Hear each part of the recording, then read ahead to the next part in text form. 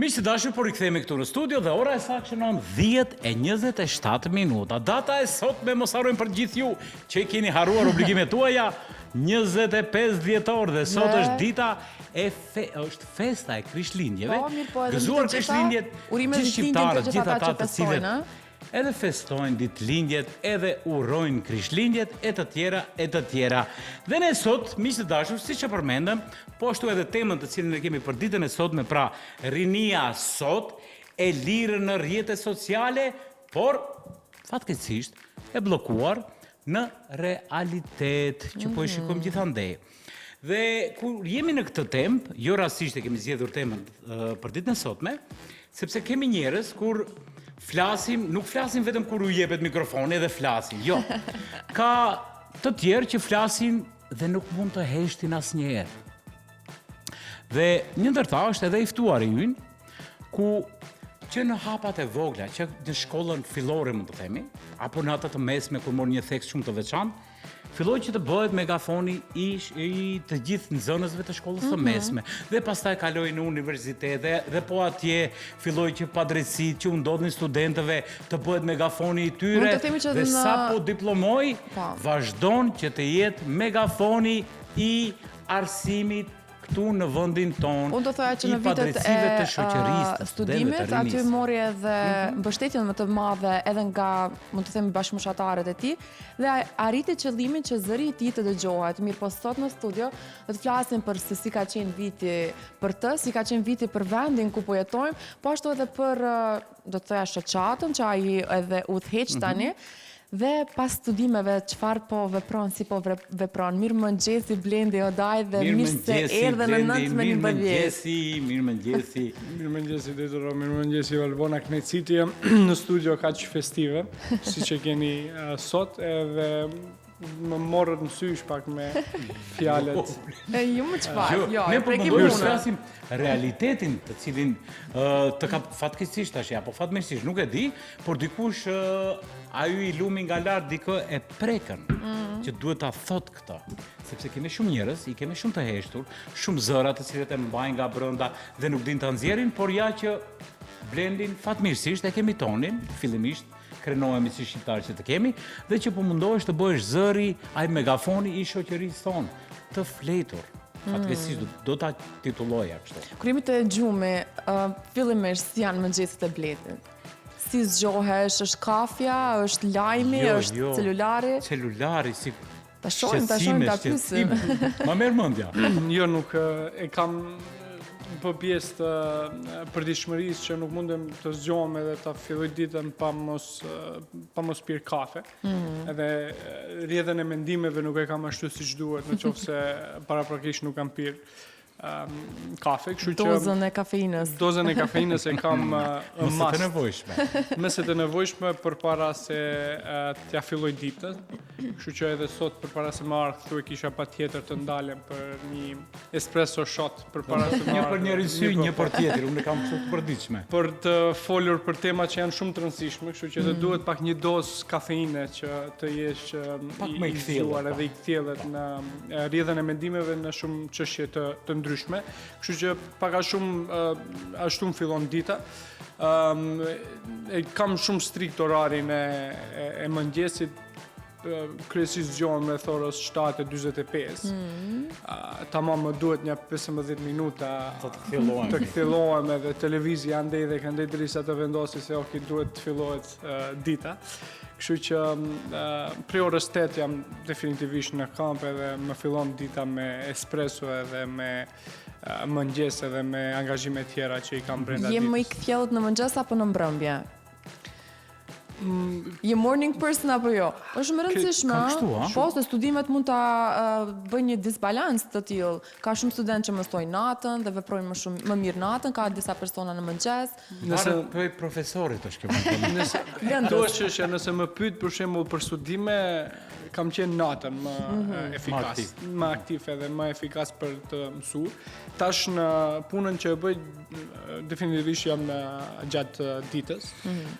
Ndërkaq nuk e di, gjatë natës e kam periudhën që më shumë dua të lexoj diçka komplet jashtë asaj që e bëj. Edhe ma lehtëson edhe pjesën asaj që shfrytëzoj edhe atë kohë për reflektime të ndryshme, në qoftë se lexoj diçka të caktuar, më ndihmon edhe të reflektoj mbi gjërat që konkretisht dua ti kam interes edhe kam hobi për ti bërë. Kështu që gjatë studimeve definitivisht kam qenë më shumë person që kam ditë natën për mësue dhe për të përgatitur, ndërka që tash më është ndryshu komplet pleqëria. Unë ashtu të në gjithmonë. Unë duhet të rikthejmë pak të tema edhe pse kemi edhe tëftuar konkretisht Blend Hodajn miqdashur këtu në studio dhe unë doja që të rikthehemi pak në retrospektiv, në të kaluar. Blendin e kemi parë shumë herë në për ekranet tona televizive, kur dikur ishte zëri i nxënësve në shkollave të mesme dhe pastaj kaloi tek megafoni ose zëri po ashtu i studentëve. Unë doja ta pyesja Blendin, nëse i kujtohet, cila ishte ajo padrejtësia që e ka shtyr Blendin që të flasë dhe nuk e ka anashkaluar si miq të tjerë, si shumica e nxënësve, të heshtë. A të kujtohet? Padrejtësia e parë, sepse ke pasur të themi kështu. A ishte frika? A ishte apo të themi ndjenja e përgjegjësisë ndaj shoqërisë që e kishe? Nëse të kujtohet Blendi. Momenti i parë që mendoj që ka qenë kryesorja në atë që sot jam, ka qenë kur besoj që kam qenë në klasën e 8 në shkollë fillore, kur Tetova ishte qyteti më i ndotur në botë për shkak të fabrikës Jugohrom që ndotte qytetin. Edhe më kujtohet që atëherë në qytet, në Tetov, organizoheshin protesta të mëdha nga organizata Eko-Guerilla, Ariani Xhaferi ishte udhëheqësi i protestave dhe i organizatës, konkretisht bashkë me të tjerë. Edhe më kujtohet që atëherë ka qenë momenti i parë kur e kam ndjetë një ndjesi të padrejtësisë që e kemi ne si qytetarë, që vazhdimisht ndote i qyteti, ne nuk mundemi shkonim në shkollë në largësi njëri me tjetrin siç jam unë tash me juve dy.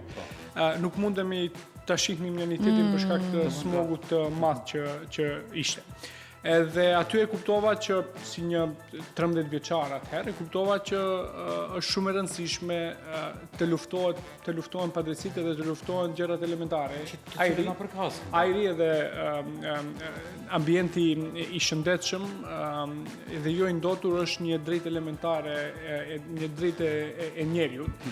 Edhe nuk i takon asnjëri, sepse atëherë tentonin parti politike të tregonin që këto proteste janë të motivuar nga këto parti politike. Të qëllimshme gjithmonë. Është shumë paradoksale, do të thënë shumë idiotike, të thuash që protestat për ajër më të pastër i takojnë një partie politike për shkak se të gjithë ne të njëjtin ajër e thith. Ky është absurd. Nuk është një ajër që e thith dikush tjetër sepse i parket një partisë politike apo dikush tjetër. Kur del nga shtëpia me atë librezën, thua unë sot do të vi oksigjen të pastër. Unë jam i amnestuar sepse jam i kësaj partie politike. Edhe skenon aty ajri, e din çfarë ajri. Me barkodësh. Me barkodë. Di ajri. Kështu që ajo ka qenë momenti. Kto ishin ato hapat e parë. Jam kyçur në protesta, Ariani Xhaferi ka luajtur një rol të jashtëzakonshëm në motivimin tim që të vazhdoj të jem edhe më aktiv. E falenderoj gjithmonë sa herë që e kam rastin që ta përmendi kontributin e tij. Më pas kur kam qenë në vitin e parë në gjimnaz, aty kur fillojmë të më formsohen idetë e asaj që sot konkretisht bëj, ka qenë në viti parë kur arsyeja pse edhe është kriju Unioni i Nxënësve të shkollave të mesme, që kam qenë udhëheqësi së njëjtës për 3 vite e gjysmë që sa kam qenë në gjimnaz, ka qenë një shëtitje një ditore që kemi si nxënës shkollat të mesme në ekskurzione editore, po. Ne kret, do të them për 9 vite në shkollë fillore, kret ekskurzionet e kemi pasur gjatë dimrit në Kodrën e Diellit në Tetov, ndërsa gjatë pranverës e kemi patur në Strug dhe Ohër bashkë. Edhe në gjimnaz kur filluam, vazhdonte i njëjti avas. Po çka ishte ideja pse ishim revolta që i kisha është që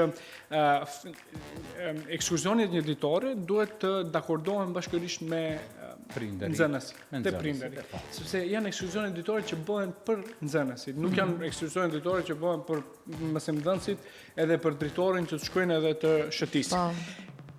Në këtë kuptim, shkolla e kanë për detyrim dhe obligim të pyesin prindërit dhe nxënësit ku duan të shkojnë. Çfarë duam të mësojmë? Çfarë gjeografie duhet vizitojmë? Cilat janë vendet e rëndësishme në vendin tonë për shembull? Edhe çfarë ndodhti ishte që këta të tregonin një javë para, zakonisht udhëheqësia e shkollës atëherë që do të shkojmë këtu, fillojni të mbledhni parat për të shkuar në Strug dhe Ohër. Ne we had enough, kishim deri këtu na ishte Struga e Ohëri, e dini më mirë se tetovën, Populli thot nuk mbam pilafi më ujë, po ndryshojmë tash. Edhe aty është momenti që tham, shifni, këto ekskursione ditore bëhen për neve si nxënës, edhe në qoftë se dëshironi të shkojmë në Strugë dhe në Ohër, do shkojmë në qoftë se ju e pagoni ekskursionin, jo të jap unë para për të shkuar ju ku doni. Për të orientuar, po, sigurisht. Kështu që aty është momenti i parë që fillova personalisht të revoltohem për faktin se si nuk na pyesin hiç, edhe nuk na bëjnë hesap në gjuhën popullore. Nuk na përfillin hiç se çfarë duam ne. Do të thënë është krijuar kjo bindja, kjo është i rezultati i sistemit komunist që ne të tregojmë çka është më mirë për ty, se ti nuk di. Ende nuk je në atë moshë të pjekurisë që ta dish se çfarë është më mirë për ty. Edhe këtu ka qenë momenti i parë, kemi bojkotu pjesën e pagesave, ndodhi që nuk u mlodhen shuma e parave, edhe shkuam në Prishtinë. Ne donim të shkojmë në Prishtinë, ne arritëm qëllimin që të shkojmë në Prishtinë, edhe kesh disa dopamine hits kur realizon diçka të caktuar. Kështu që kur u kthyem prej Prishtinës sa më shihni. E kuptoni që sa fuqi e kemi ne si të rinj dhe si nxënës, domethënë pa nxënësit nuk ke as shkollë as universitet, arsye pse ekzistojnë këta institucione janë pikërisht nxënësit edhe studentët. Edhe aty e formuam unionin e nxënësve të shkollave të mesme, edhe ka qenë një përvojë shumë interesante për shkak se te ne sistemi arsimor nuk është i formsuar në atë mënyrë që të respektohet mendimi kritik edhe kritika si e tillë. Promovohet mendimi kritik, ama nuk duhet të kritikosh.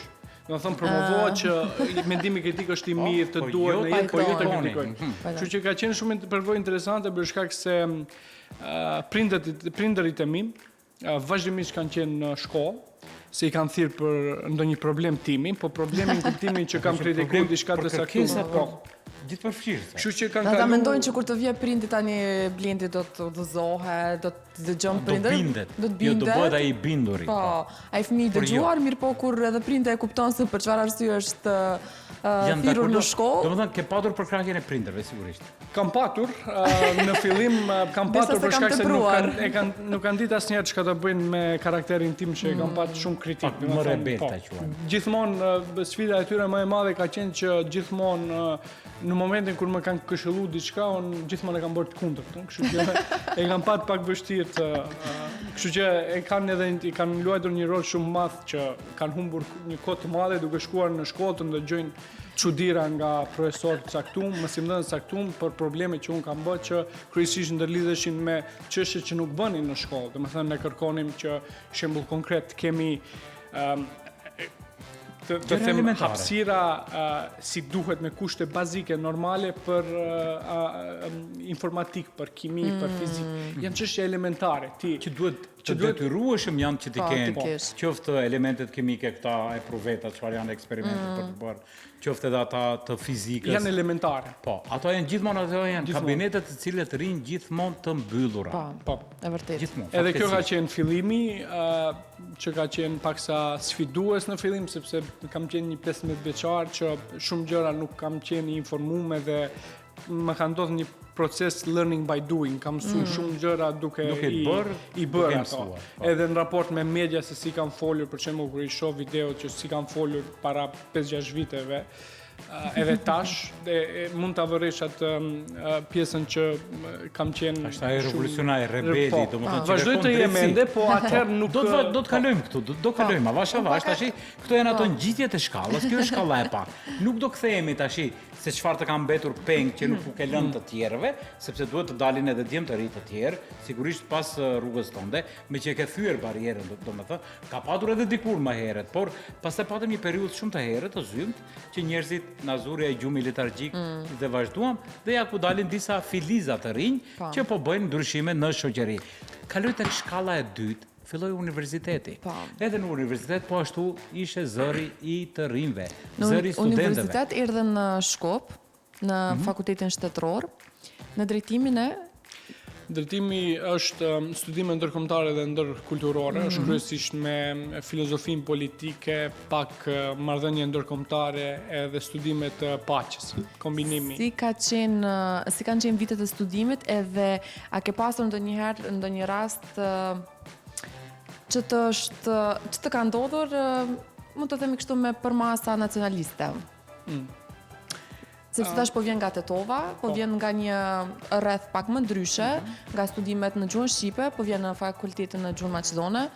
Dhe unë për veti kam përjetuar vetëm, prandaj po dua ta di edhe rast konkret, ndoshta edhe më shumë të ka shtyt që ta vazhdosh. Jo, unë do të thoja të kundërtën, se ky e ka përgatit terrenin rastësisht, sepse ka qenë zëri i të rinjve, sepse atëherë Unioni i Studentëve ishte i gjithë përfshirë edhe Maqedonët bashkërisht, kështu që nuk e ka pas atë sakrificën të, nuk do thoja. Unë jam e sigurt që dikush ka qenë në shënjestër të Blendit, do të thotë dikush të ka përcjellur, ndoshta e ka pasur ndonjë qëllim. Po, mund të ketë patur. Këto janë mendimet e mia. Përvoja në fakultet ka qenë një përvojë shumë interesante për nga aspekti që kam jetuar edhe këto 4 vitet e fundit kam jetuar edhe në Shkup, kështu që kam filluar ta kem atë pavarësinë si një i ri, që mendoj se duhet ta ketë gjithë secili. Është shumë e rëndësishme qytetin që nga vi ka 2 universitete. Kam patur mundësinë edhe gjëja më e lehtë është që të studioj në qytetin ku ka universitet, që edhe vi e kam prialin. Nuk e kam bërë diçka të tillë për shkak që një ndër arsyet ka qenë se e konsideroja që edhe e konsideroj sot e kësaj dite që do të vazhdoja të isha i mvarur nga vetë familja, në qoftë se do vazhdoj të studioja në një qytet ku jetoj. Edhe kjo ka qenë një ndër arsyet e parë. Ka qenë interesante për shkak se kemi krijuar pikërisht kur kam filluar në studimet në tetor 2021, kemi krijuar bashkë me kolegë tjerë dhe organizatën Forumi për Ndryshime në Arsim, që është marrë konkretisht edhe u është bërë një bare madhe krejt universiteteve, ty u kërku transparencë, ty u kërku më shumë kualitet, duke u kërku më shumë përgjegjësi edhe llogaridhënie që ata duhet të kenë ndaj qytetarëve. Sa i përket pjesës diskriminimit, tash që më kujtohet diskriminim direkt nga ndonjë profesor nuk kam patur për shkak se ka ekzistuar kjo pjesa e privilegjit që e kam patur në kuptimin e kanë ditë që ky studenti është figurë publike, edhe kanë ditur gjithmonë që nuk duhet të paktën kam pat një farë lloj droje të paktën nga ajo që kam qenë tan kohën në ligjërata ndaj meje dhe mënyrën se si qasen ndaj meje, por kam patur për shembull diskriminim në disa libra universitar që kemi studiuar, që ka patur për shembull aty generalizime, stereotipizime të mëdha për shqiptar. Edhe aty në momentin që i kam parë dhe është dashur, e kam lexuar atë se është dashur të përgatiten për në kolokvium dhe kam shkuar atje, kam thënë shifni profesor, unë nuk pranoj të më vlerësoni për diçka që ju si profesor edhe fakultetit që unë sot studioj duhet i vihet turp që ka pranuar të publikoj një libër të tillë me generalizime të jashtëzakonshme. Edhe aty ka ndodhur një 15-20 minuta me diskutim debat kështu patetik në kuptimin e pse një grup qytetarë shqiptarë nuk e duan atë shumë vendin, ndërkaq një grup tjetër e duan më shumë, prap stereotipizim.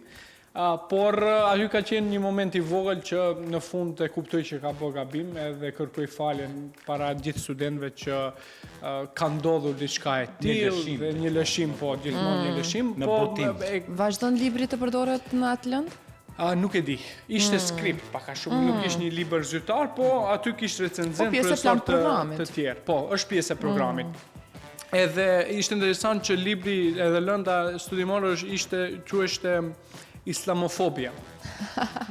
Edhe të aty ai kishte bërë një ndëlidhje që feja, religioni islam shfrytëzohet në Maqedoninë e Veriut për një farë lloj për rritjen e nacionalizmit shqiptar. Edhe për shembull kishin marrë shembull se si në Tetov, në Haraçin, në Kërçov nuk respektohet flamuri Maqedonas, nuk respektohen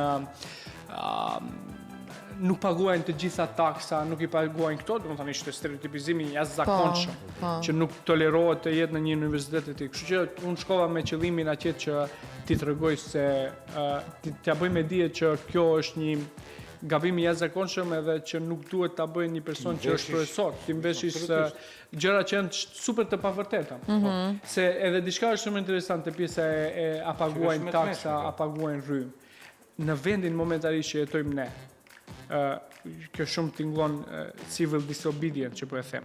Po është e logjikshme mos paguash taksa, sepse taksat janë mjet që ti e paguan edhe merr një shërbim në këmbë. Çfarë shërbimi ne marrim qytetarët? Çfarë sistemi shëndetësor marrim? Për çka paguajnë qytetarët? Për një sistem shëndetësor që ti frikesh të shkosh në spital se do përfundosh i vdekur, sepse nuk e din se si të veprojnë stafi edhe mjekët, si sistem arsimor që hyn 13-14 vite studion edhe del zero me zero aftësi. Pra, çfarë është logjika e të paguajnë taksa për shërbime që nuk marr asgjë? Mbi të gjitha nuk e kemi edhe ajrin. Unë dua pak sepse koha kalon shumë shpejt, e di mund dhe dritroj, mirë po unë dua pak a shumë Blendi të fokusohemi në vitin që po lëm nga dal pas. Këtë vit ka ndodhur shumë ngjarje të mërshme në vendin tonë që jemi mësuar, tash çdo vit që vjen ne vetëm presim ato nivelet të keqës në fakt që i përjetojmë në vendin tonë. Ky vit kemi përjetuar, do ta përmendi rastin e Koçanit, kemi përjetuar edhe protesta të shumta për raste të shumta të femicidit që kanë ndodhur në vendin tonë. Përjetuam edhe mbeturinat ka qenë një periudhë të famshme të bukura që Zoti na i ruaj dhe na e shtoft në vendin tonë me të mira. Dhe shumë ngjarje tjera. Më thuaj për ty si ka qenë ky vit si një aktivist, si një udhëheqës i forumit tënd. Ka qenë një vit që ke pritur shumë dhe pak më pak ke marr feedback, apo ka qenë një vit që me të vërtetë ka lënë mbresa, mund të them kështu? Nëse në rrafsh shoqëror ka qenë një vit shumë i zymt për shkak të ngjarjeve që na kanë ndodhur, sidomos me Koçani. Dhe si kemi trajtuar, edhe si kemi trajtuar, është më vjen është e turpshme fakti që jo vetëm ata të Koçanit, por edhe të tragjedive tjera familjare të viktimave i kemi lënë vetë në luftën e tyre sizifiane për drejtësi.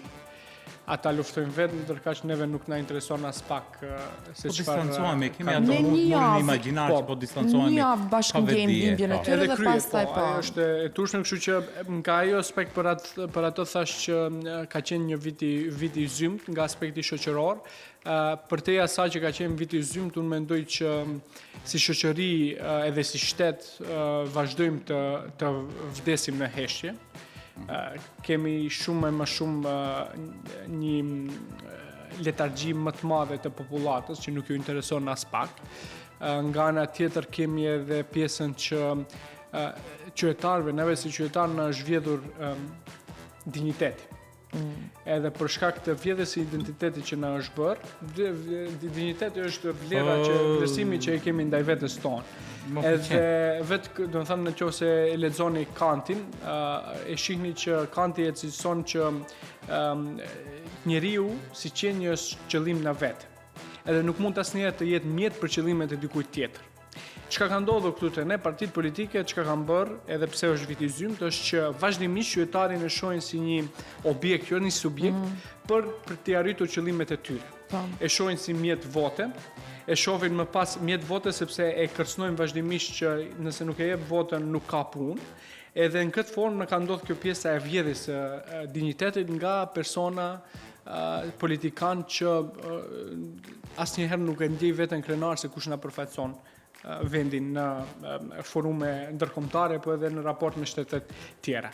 Kjo sa i përket nivelit shoqëror që besoj se duhet të fillojmë edhe të kemi më shumë tri aktiv që do fillojnë të flasin, sepse gjithmonë them është momenti të kemi 10 persona të zëshëm sesa 10.000 të pazëshëm. Sigurisht. Nga ana tjetër, në aspekt personal dhe të organizatës, ka qenë një vit i konsiderueshëm dhe i suksesshëm, për shkak se kemi nxjerrë dhe kemi bërë një impakt të jashtëzakonshëm punën që e bëjmë. Për shembull, kemi nxjerrë 2 hulumtime shumë cilësore, njëra ka qenë me pagat e mëdha që i marrin stafi akademik edhe rektori edhe dekanet, dhe që nuk japin llogaridhënie. Një rektor sot paguhet më shumë se kryeministri i vendit, e ka rrogën diku 4.000 euro.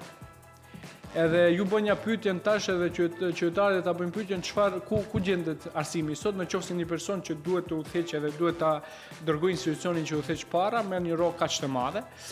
Edhe nga ana tjetër kemi nxjerrë një hulumtim tjetër para 3 jave, ka të bëjë me transparencën e universiteteve. Të ftofës, po, pikërisht. Sa universitetet janë transparente të hapura për qytetarët, është shumë kruciale, sepse ndoshta jo çdo qytetar i intereson kjo pjesa, por të paktën ne gazetarët, ju si gazetar, ne si aktivistë të shoqërisë civile na intereson se si universiteti që paguhet me taksat tona i shfryzon parat. Për shembull, Universiteti i Tetovës harxhon për 9 muaj kishte harxhuar 40.000 euro në restorante dhe duke harxhuar në kebab.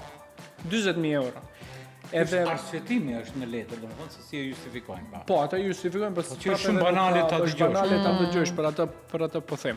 Kështu që ka qenë një vit shumë i suksesshëm sepse kemi nxjerrë në pa disa probleme shumë sistemike që ekzistojnë, edhe që tash normalisht e kemi bërë detyrën në institucioneve duke u mapuar problemet, u kemi servuar tash ja ku janë, zgjidhni. Ja. E ju e dini se si funksionojnë institucionet, kështu që nga aspekti këmbvështrimit tim personal privat edhe në aspekt të organizatës ka qenë një vit shumë i suksesshëm, edhe sepse kemi bërë një punë me impakt të madh fal grupit që është në organizatë. Unë do doja të ndalem pak një pyetje, një perceptimin tënd, jo ti. Po ti si e percepton rinin sot? Të lodhur, të zhgënjur apo e mësuar të pres? Do të thonë distancon nga vetja, si i shet të tjerët, të cilët duhet të jenë përkrahas të tu ose jo të tu, po edhe të dikujt tjetër i cili mund të jetë të zhurmon për një padrejtësi të shumta që i kemi.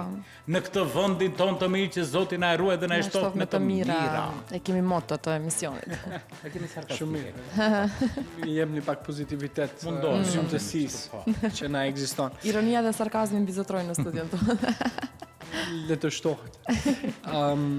Mendoj se rinia sot është apatik, nuk i intereson as pak. Do të thonë në bisedë sipër që kemi me shumë tri edhe treja në aktivitetet tona, na parashtrojnë shpesh herë këtë pyetje, okay, do të jem aktiv edhe çka? Çka do përfitoj? Nuk e din rëndësinë e aktivizmit. Ndonjëherë nuk duhet të parashtrohet pyetja çka do të përfitojsh. Kur e kam filluar asnjëherë nuk e kam menduar çka do përfitoj. Asnjëherë nuk e kam menduar. Duhet të shkoj deri në fund ta bëj zgjidhjen e problemit. Sepse është detyrim, nëse ken një periudhë të jetës kur duhet të jesh shumë i kështu revolucionar në shpirt, siç e thatë më herët, rebel. Edhe të rrisni flokët, ti je tamam me plot kuptimin. Është periudha kur je i ri. Më pas kur do vish me një periudhë tjetër të jetës, nuk do mundesh të jesh aq i zëshëm për çështjet e saktumit sepse u alen atë rol trive që po vinë të tjerë. Kështu që mendoj se ekziston një apati shumë e madhe tek të rinj, nuk ju intereson as pak se çka ndodhen, edhe mendoj se edhe një element shumë i rëndësishëm këtu që duhet të theksohet është përkraja e prindërve. Shumica ka filluar kjo pjesa e demonizimit të aktivizmit edhe të organizatave jo qeveritare, duke i cilësuar kjo vjen si rrjedhoje partive politike të gjatha që shtyjnë këtë propagandë që për organizatat jo qeveritare aktivistët janë demona të shoqërisë që kontribuojnë në mënyrë negative në shoqëri. Po, në gjithmonë paguhemi nga dikush. Kemi edhe raste të dëgjuara, kemi edhe disa raste të dëgjuara kur di disa raste, por nuk do i flasim shumë. Kemi që edhe personat fetari kanë qetësuar, i kanë bindur baballarët për të qetësuar fëmijët. Kemi kështu raste.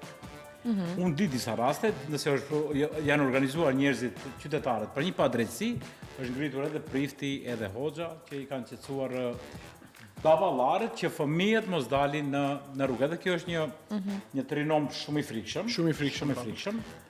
Por janë të vërteta që ndodhen në shoqërinë tonë. Po. Mos harrojmë, në Nepal u mobilizuan rinia nëpërmjet rrjeteve sociale dhe e kthyen një shtet mbrapa. Ne ç'bëjmë? Vazhdojmë me like. Ne këtu e kemi gabimin e perceptimin mbi aktivizmin edhe kontributin që e kemi në shoqëri. Kontribut në shoqërinë nuk është të bësh like edhe të nxjerrësh në story një kauz saktum. Po edhe demek unë jam edhe u kry, nuk e kontribu kur gjë. Është fillimi. Fillimi është the bare minimum që mund ta bësh të nxjerrësh në story, po realisht ajo forca lëvizjes, lokomotiva lëvizjes është kur ti je vetëdijsohesh se çfarë është roli yt në shoqëri, jo të jesh kukull, por të jesh vazhdimisht aktiv dhe i zëshëm për çështje të caktuara. Edhe roli yt në shoqëri është që të mobilizosh të tjerë dhe të flasësh zëshëm mbi padrejtësitë që ndodhin në vend.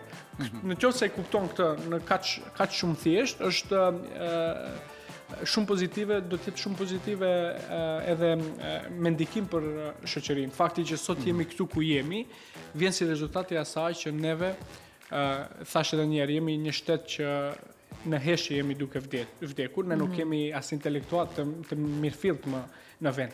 Të kishim intelektual të mirëfillt, do të ishin të parë që do fliseshin për shumë padrejtësi. A keni ndëgjuar ju ndonjë profesor, mos gjeneralizohet unë, po ndoshta ka. Po a keni ndëgjuar ju stafi akademik të flasë zëshëm për një problem të caktuar? Këtë problematikën që e ke patur ti. Po. Për shembull me skriptin e profesorit. Kjo asnjëherë nuk e e cila është dashur të zgjidhet konkretisht jo të jesh ti zgjidhja e problemit, por të jenë kolegët e tij. Po si të reagosh drejtros dhe i kap kratë dhe fituron nga puna. Jemi në 3 minutat e fundit. Unë do doja ta pyesja Blendin. Një mesazh vëdësimi për shokët dhe shoqjet, për rinin, për gjeneratën e dytë, që ti përkrahin, që të jemi një zë i zhurmshëm. Vetëm dua të përqendrohem edhe tek largimi jashtë, Blendem. A i ke menduar edhe ti ndonjëherë të largohesh sepse kemi shumë të rinj që mendojnë të largohen? Jo, nuk do e pyesim. Jo, do e pyesim. Ka përgjigjen e mirë, unë e di. Jo, nuk do e them. Se ka mision tjetër këtu. Mos va tregojmë misionin që e ke. Vitin tjetër, në janar. Në janar. Kam patur mundësinë të vazhdoj të studioj atje bachelor, vendosa që të ri këtu edhe ta vazhdoj misionin. Atë që e bëj sot. Tash gati jam 8 vite që jam aktiv në proceset që ndodhin. Ka momente që ndihem shumë i demotivuar edhe mendoj që ndoshta ka qenë më ideale edhe më mirë për mua si individ që të largohem edhe të vazhdoj të jetoj në një vend ku vlerësohem më shumë se sa që jam vlerësuar këtu, në kuptimin jo të më vlerësojnë njerëzit për atë çka bëj, për atë për çfarë potenciali kam, apo? It's a blessing or a curse me qëndru në Maqedoni. It's a curse, I would say. Kështu që mesazhi më i mirë është që të paktën ne që kemi ngel këtu të mos pasivizohemi dhe të mos jemi në hibernim të gjëre gjatë, po të jemi aktive dhe të mundohemi ta krijojmë një hapësirë, një safe circle, një rreth të sigurt ku realisht mundemi të ndryshojmë sa gjëra të vogla. Ndryshimi me të vërtetë është i mundshëm, vetëm nëse ka presion edhe qytetarët janë të vetëdijshëm edhe kërkojnë diçka. Jemi në minutën e fundit. Një qëllim që e ke për vitin 2026 personal. Shpejt. Më mbytet tash shpejt. Një qëllim që e ke, domethënë personal që don ta arrish në vitin 2026. 2026 kur na vjen këtu. Nuk i tregoj, derisa nuk i arri, nuk i tregoj. Okej, shumë mirë. Blendo Daj, faleminderit shumë që ishe prezent në emisionin tonë të mëngjesit.